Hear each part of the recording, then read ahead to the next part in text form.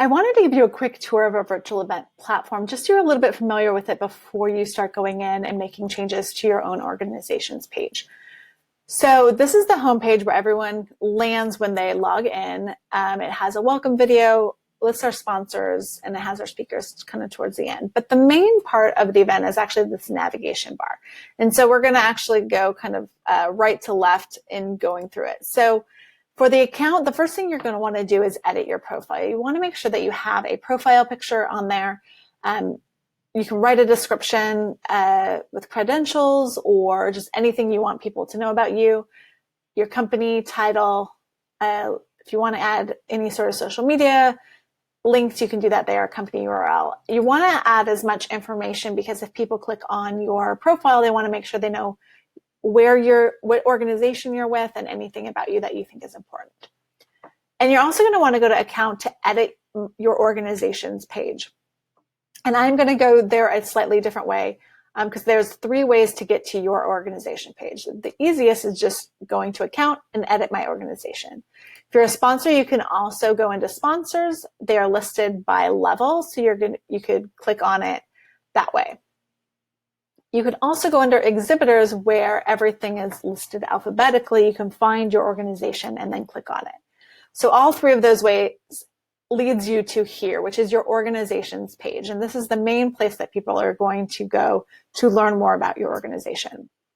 There's a logo and a description. We will provide that, but everything else you will build out yourself. So there's ways to add images, a company website. If you have a promotion for the DRJ attendees, you can put that there.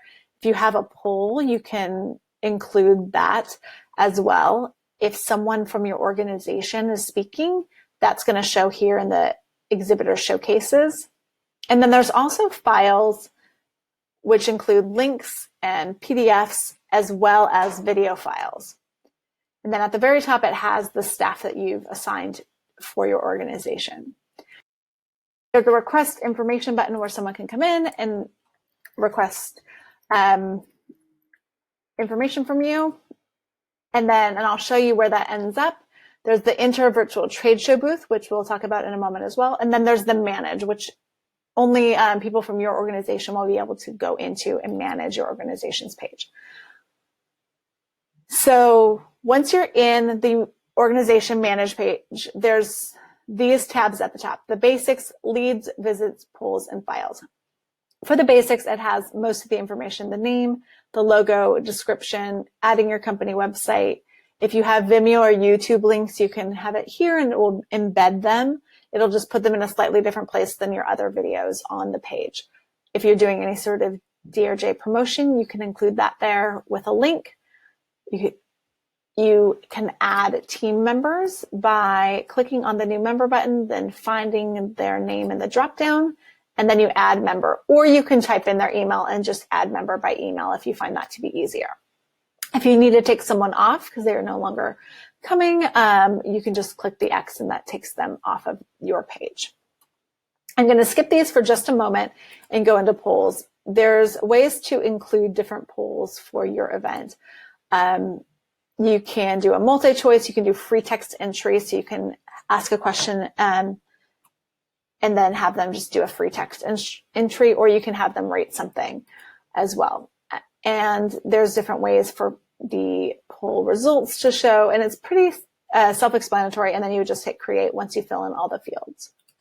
For the files, this is where you would do video files, PDFs, and again, put in some special links. You can upload as many files as you would like, as long as it is less than 2 gigabytes in size. So for the videos and the PDFs, you would just leave the upload file, and then you'd be able to drag or click in and search for different files to upload. And then you would write the name you would like it for it to say, and then hit save. If you're doing a link, you would just click on the drop-down, go to external link, click in the URL, and again, write the name you want displayed on your page. And that, again, I'm going to the main page just so you can see it. It all ends up here on the right side underneath the staff. So all the links, any downloadable files, and then the videos as well. So now we're going to go into the leads and visits. The difference is the leads are people who specifically requested information like I just did. It does show you how many times the person has visited your page. And when you click on them, you can see the message that they sent you at the time. And you're able to download the leads here as well. From your lead page, you can also view someone's profile. The visits page shows who visited your page but did not explicitly request information. From there, you can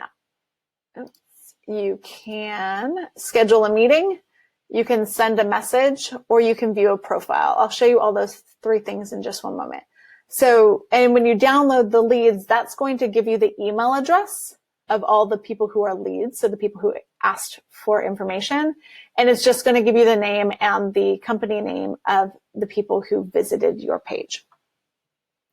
So if we go to schedule a meeting, this is one of 3 different ways you can schedule a meeting with someone within the platform. You would just hit new member if you want someone in addition to the person you just clicked on their name. And then we have set aside time in the morning before the conference each day, as well as after the event, after the conference each day, and then during the break. So there's lots of different times that are available for you to meet with other attendees. So you can choose a time, you can put the name of the meeting, more about why you are requesting. So this is what you should be putting in here, not these words. And then you send the invitation. Once you send the invitation, I'll do this. You can take people off too. So if I send the invitation, it's going to pop up a private meeting invitation for the person who I requested. That's going to show up in their notifications. It'll have a little red dots showing that they have a notification. It's also going to email them that someone's requested a meeting with them. And you can go in and with the notifications, they would be able to accept or decline a request. And you, once they do accept or decline the request, you'd be able to see that here as well. And you would be notified via email as well. So anytime someone messages you or requests information from your booth or asks to schedule a meeting, you are always given an email and it pops up in the notifications. And you can, the other place, sorry, I was not explaining, you can go to people, attendees, find the person, schedule the meeting, or send the message. You can also go to schedule meeting, and that's going to pop up that same scheduler. So if you go to your schedule with the agenda, this is how you would see all the different sessions that are going on. You would click on any one that you would like to attend, and that's going to show up in your My Agenda page. The one-on-one meetings are also going to show up. The ones with the question mark are meetings you've requested that they have not responded to. Ones with a positive green mark are going to be the ones where you both have agreed to that time. And so if you click on that, this is the meeting page. So you would click onto this when it's time for the meeting. Instead of this countdown timer, there will be a check mark where a box where you can select that, and it will pop you into a private Zoom meeting room. And you'll be able to discuss and stuff in that private Zoom meeting room. If you would like to record it, you would have to record to your computer, which is the same as the virtual trade show. If you're wanting to record that, you have to record to your computer. There is a place in Zoom for that. But this is how you would do those one-on-one meetings. I hope this little tutorial has been helpful. If you have any questions, please do not hesitate to contact me. I am happy to help.